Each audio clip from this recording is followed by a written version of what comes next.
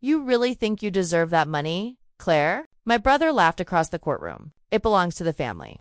The judge looked at me. I stood up and said, then let's open the file. My name is Claire Whitman. I'm 34 years old and I never thought I'd be fighting my own brother in court. I work as a senior nurse at a local hospital. Long shifts, sore feet, but I'm proud of what I do. Every morning I walk through those sliding doors and I think about the people who need me. That focus kept me grounded through years of being overlooked. Growing up, I was the quiet one, responsible, the one who helped mom with bills after dad passed. I didn't complain. I just showed up. My older brother was different. Big personality, big promises, big dreams. The relatives lit up around him. They always believed he was going somewhere special. When our grandmother passed away, she left me $180,000. Not him, me. It wasn't flashy money. It was security, a down payment for a house, a future I had worked toward quietly for years without asking anyone for anything. I wasn't rich or glamorous, but I had something they never expected. I had proof and patience. If you've ever worked quietly while someone else took the spotlight, hit that subscribe button. Do you know what it feels like to be overlooked until it really matters? Tell me where you're watching from and click hype. Let's get into what happened next. The moment the will was read, my brother's expression shifted. Something behind his eyes went flat and calculating.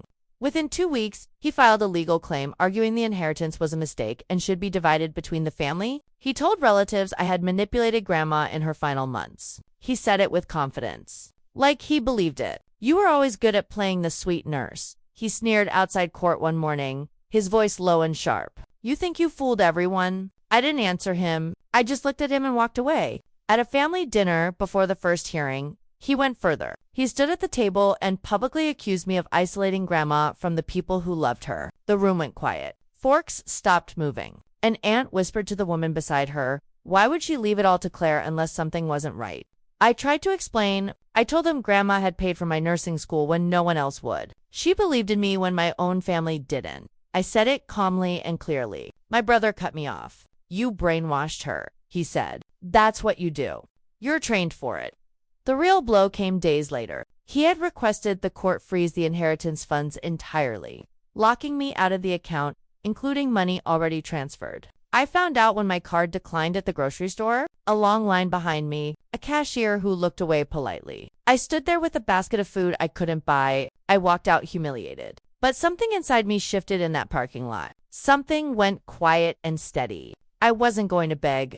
I wasn't going to break. I drove home and started pulling out files. The weeks that followed were isolating in a way I hadn't expected. Family group chats went silent the moment I texted. No response. Just read receipts, or nothing at all. I wasn't invited to Sunday dinner. Nobody called to explain. My cousin told me directly, we don't want to take sides, as if staying silent wasn't already a choice. Then my brother took it further. He posted vague comments on social media about elder manipulation and financial abuse. He never used my name. He didn't have to. Mutual friends started asking questions. At church one Sunday, someone touched my arm and asked softly if I was okay legally.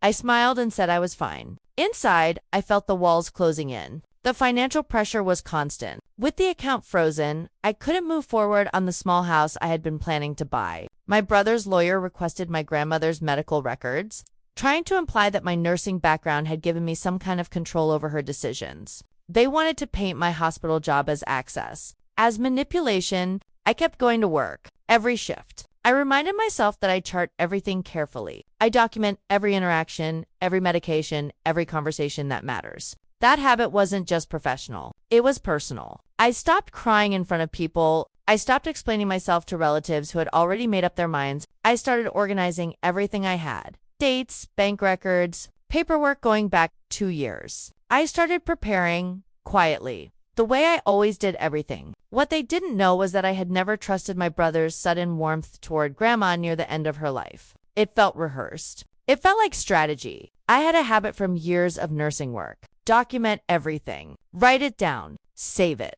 So I did. Over the last year, I had saved voicemails from grandma where she sounded clear and firm. I had text message screenshots. I had records of dates and visits. I had saved emails where my brother admitted, in his own words, that he needed that inheritance. His exact phrasing. His name on the message. He had pressured grandma for loans before. She had refused him more than once. I knew because she told me. I listened when she talked. I had a plan they never saw coming, and I wasn't doing this alone. Someone with real knowledge of this situation had already noticed the inconsistencies in my brother's claim. Someone who had been watching much longer than I had. I didn't say a word in court yet. I let my brother talk. I let him fill the room with his version of events. I let him get comfortable, let him get confident. I just waited. The ally I needed had been there the whole time. Mr. Henderson was the family lawyer who had handled Grandma's will for years. He had known her longer than my brother had been alive. He was calm, precise, and unimpressed by drama. He called me privately one evening. His voice was steady. "Claire, your grandmother was very clear about her intentions." He said, "There was nothing confused about her decisions." He told me carefully, without giving too much away, that there were additional documents stored securely at the bank. Documents my brother had never asked about because he assumed the will was simple and easy to challenge. That assumption made him careless. He grew visibly arrogant as court day approached. He told relatives it was basically already settled in his favor. He walked the courthouse hallways like someone who had already won. Mr. Henderson had been in quiet contact with the bank manager, who had personally witnessed a key document being signed. Everything was being coordinated.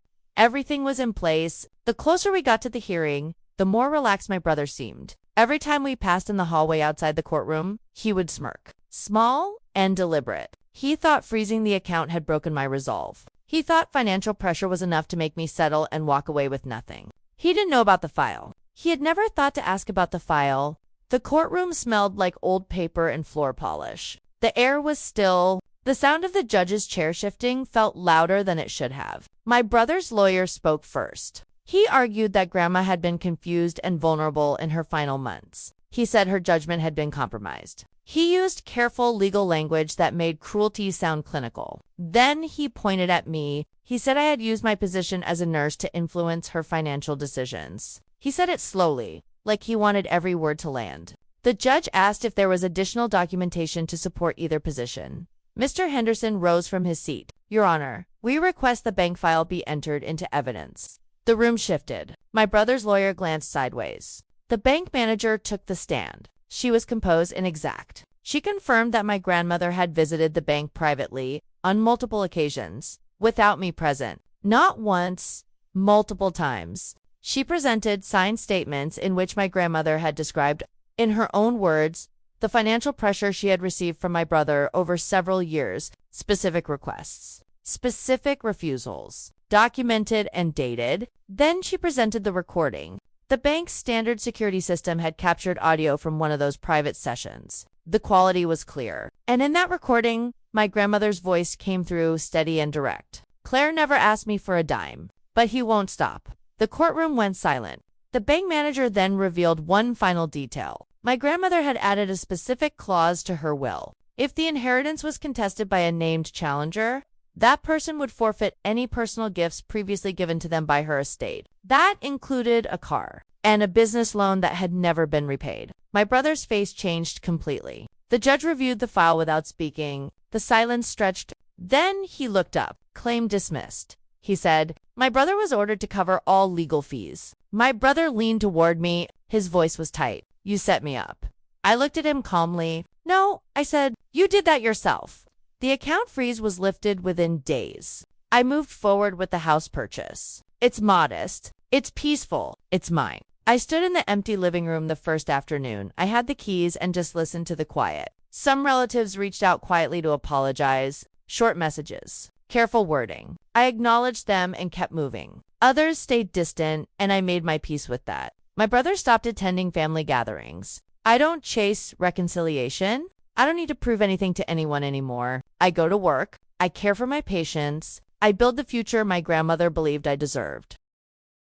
She believed in me when no one else did. She documented her trust the same way I document everything at work. Carefully, with intention. In the end, truth didn't need to shout. It just needed the right file opened. If your family ever tried to take what was rightfully yours, you know exactly how that feels. Have you ever been accused of something you didn't do just to strip you of your security? Share your story in the comments. Subscribe to stand with others who refuse to be bullied. Click hype to help this story reach people who need it. Did this story hit home? Let me know by liking the video and sharing your thoughts in the comments. Click hype to help this story find others who've felt the same way. Your support makes a huge difference.